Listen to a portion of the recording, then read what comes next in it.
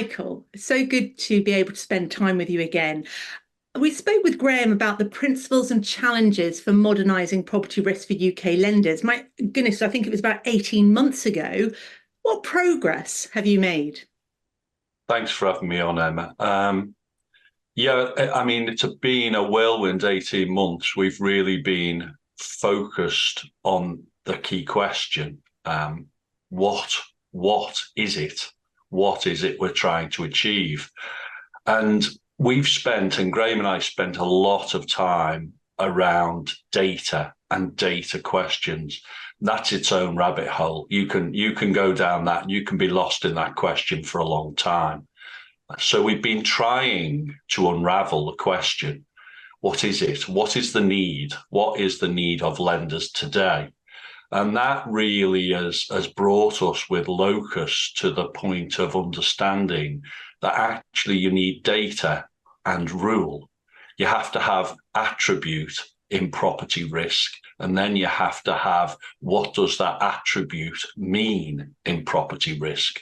And for that, you need rules. I mean, over the whole period, I've been talking to people and trying to get this message across. We've called it the mushroom rule. What's the mushroom rule? Well, if we think of mushroom as an attribute, it's a thing, Mhm. uh, and it's a thing you may or may not have an interest in. If I was to say to you, what's your approach and attitude to mushrooms as a food group? Can't stand them.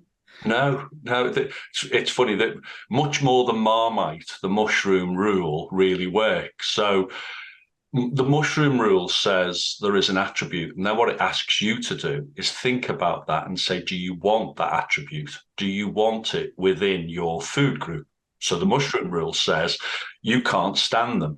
Can I ask, can you stand them if they're uncooked, No, thank you. cooked, No, thank you. just as an ingredient?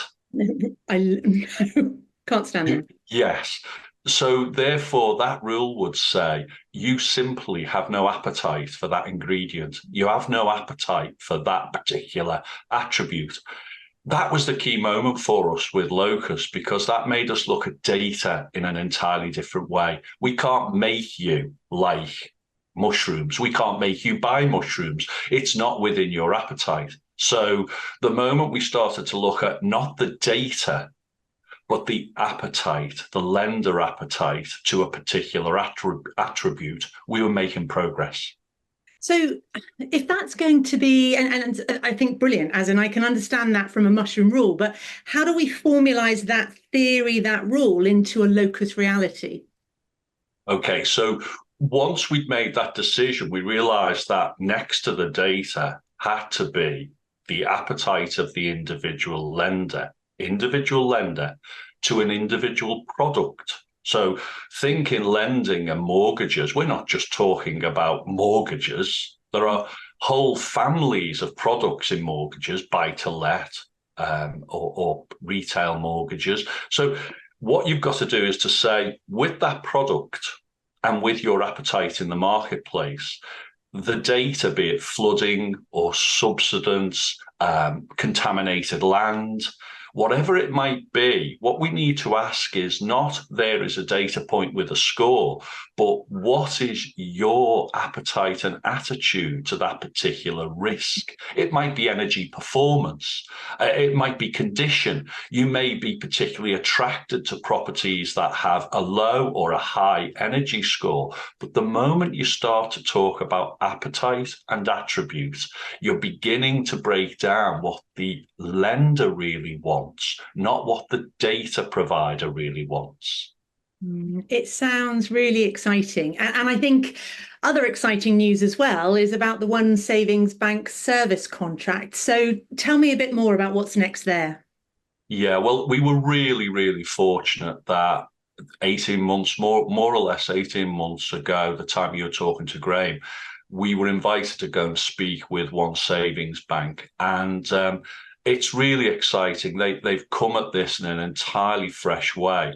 And I think you have those moments in your professional life where everything comes together. They really wanted to listen and understand what we meant about data and data rule and how that could drive an efficient process for them.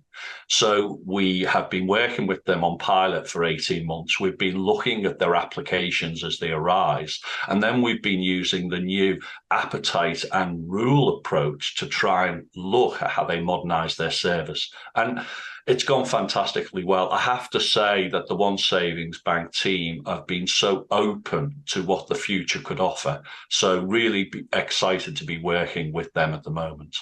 Certainly sounds as though it's ahead of the curve stuff. I am also excited. Hopefully it won't be 18 months, but to hear about the next update in due course. Thank you so much, Michael, for sharing a little bit of background today with us.